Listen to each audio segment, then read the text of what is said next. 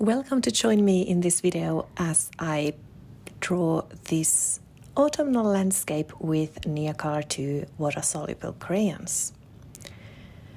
The set of crayons I'm using in this video is Caran D'Ache's 50-year special edition of Neocolor II's. This is the set with dark muted tones, and I thought this would be perfect for autumn. I was really lucky in that way that there were several crayons in this set that I didn't already own in my selection of Neocolor II crayons, and it really somehow spoke to me with all these beautiful autumnal and wintry colors. So that's what we're working with today, and the colors that you can see here, me swatching here, and I'm using in the drawing are Payne's Grey, Sepia, Olive Brown, Brown Zinc Ochre, Crimson Alizarin Hue, Moss Green, Grey, Dark Garnet, and Caput Mortuum. And you can see me activating them here with some water, and yeah, they are gorgeous.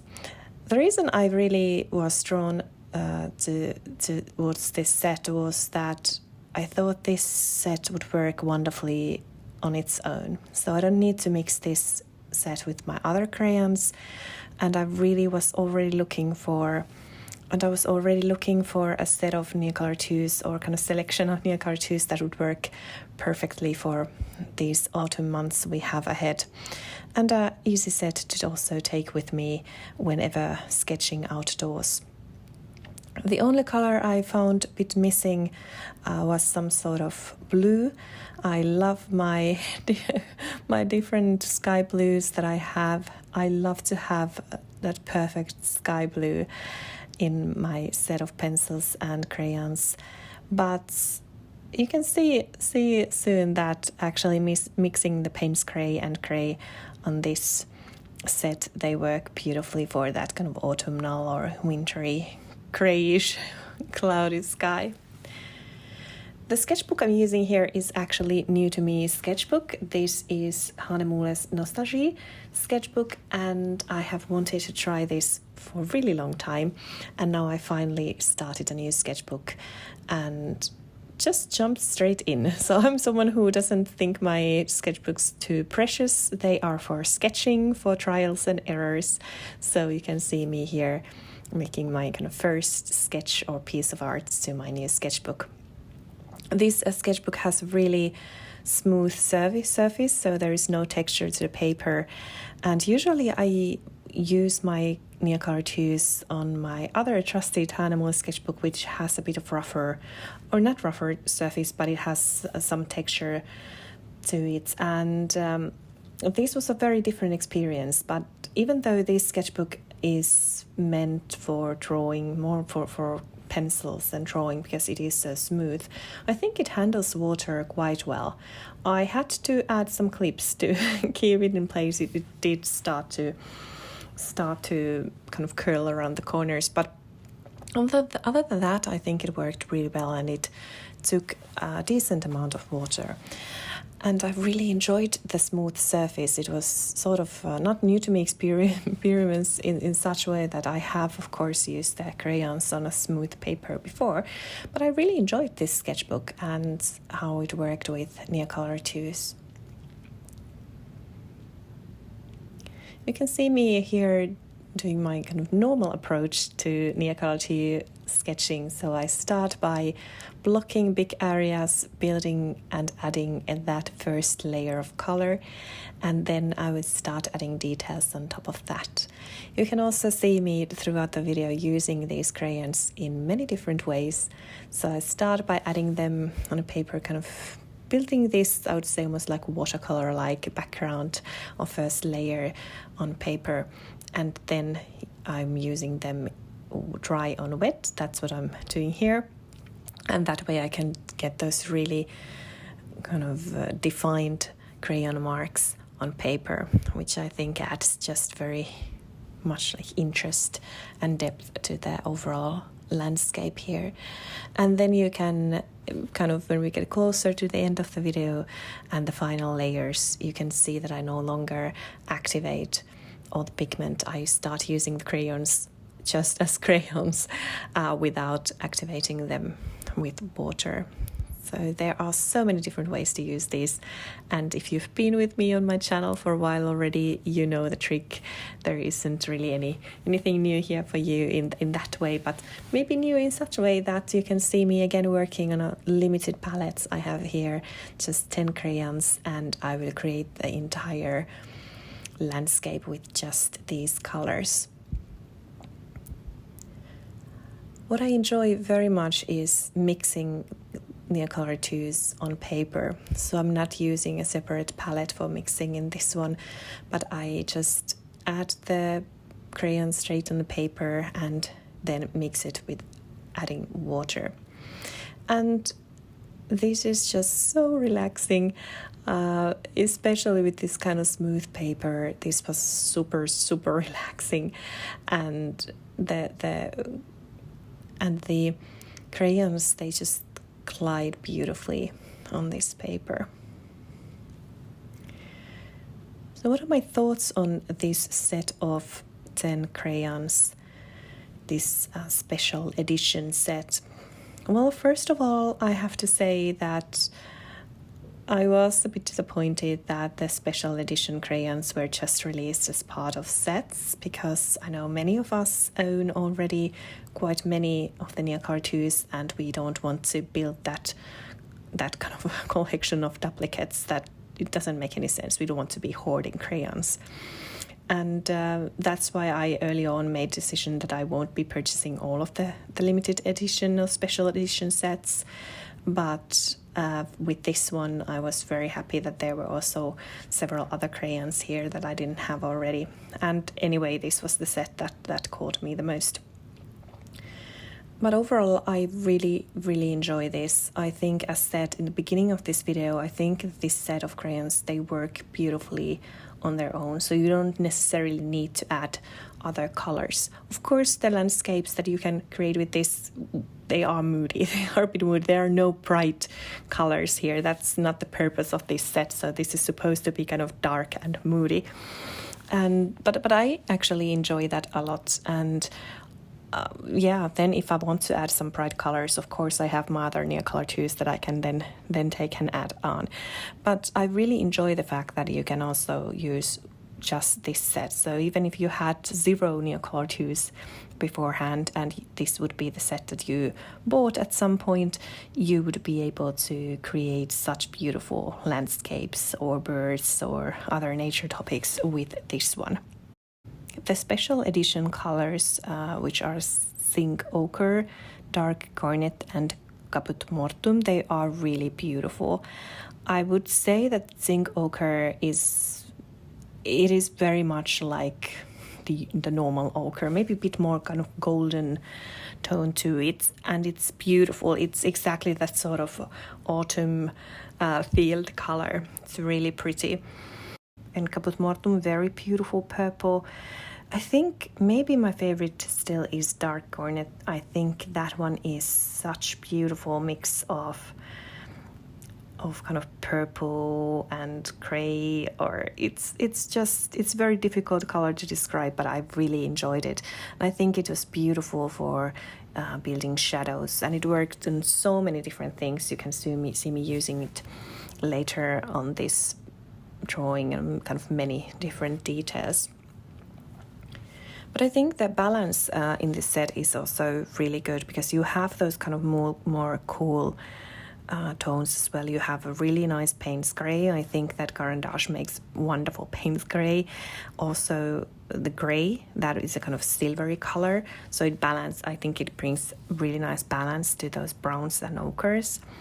Then sepia, that is such beautiful color. I think it's one of my new favorites. I mean, obviously it's very brownish, grayish brown. It's not one of those bright colors, but the reason I say that it is such wonderful and beautiful color, and probably one of my new favorites, is that you can use it for so many different things, and it's a very good kind of basic color if you want to, well, pretty much draw anything in the nature. So you will find good use for sepia. Then olive brown and brown, those two browns. I think olive brown is beautiful kind of in between green and brown, as the name suggests. It's again a color that I can see myself using a lot during winter and autumn.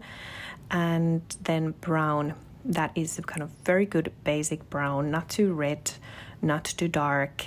It's just one of those browns that you can use a lot. Crimson alizarin hue, that is a beautiful red, one that I immediately see myself using for different mushrooms and berries and birds. At first I wasn't so sure, it looked a bit too bright, but actually once I started using it and swatching it, it is beautiful and I can see myself using it a lot.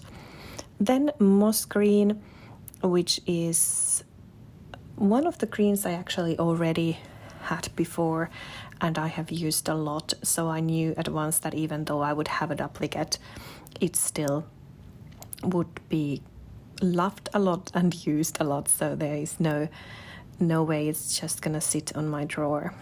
And that's very important to me whenever I buy sets, and if I get some colors that are duplicates, or anyway whenever buying sets and you can't choose all the colors that are included, I still want to make that kind of analysis that is there a way that all of these colors and these crayons or pencils or whatever the set is about, will I use them all? Because I'm not someone who wants to just collect art supplies in my drawer.